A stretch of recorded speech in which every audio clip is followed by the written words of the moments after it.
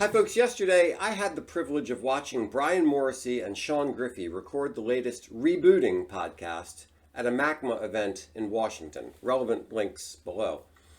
Brian mentioned that publishers don't want to depend on other tech platforms. If you live by the algorithm, you die by the algorithm. And Brian is exactly right about that. Publishers have invested way too much of their time, talent, and energies on platforms that then change the rules and undermine everything they've done.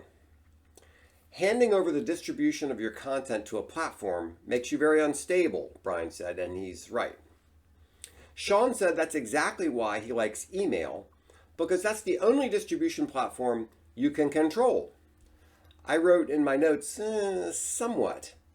Sean is right that you can control email better than many other options, but even there, you're subject to factors beyond your control. The email service provider the publisher uses can have a significant impact on delivery depending on how well they manage the technical side of the process.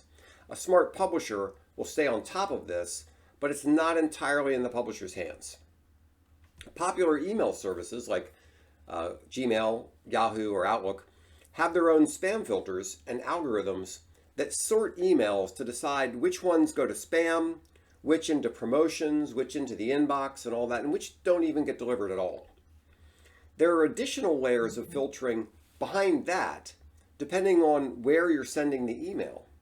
For example, if you're sending to an employee at a hospital, the hospital will have filters in place to keep people from being pestered by unwanted emails.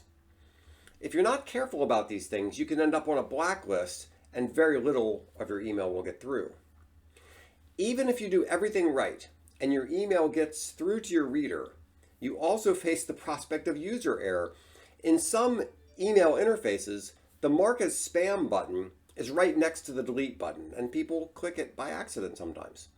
Once a user marks you as spam, it can be a challenge to get delivery restarted. Aside from all that, there are problems with email delivery metrics, which are essential to the business of e-newsletters. Any email sent to an Apple address might be marked as opened, whether or not the recipient ever opens it. Another interesting problem with email is that when you send to a large organization, there are bots that read the email, click on all the links to make sure they're safe before delivering the email to the recipient, and this seriously interferes with standard email metrics. And by the way, that sounds like a great business opportunity for somebody.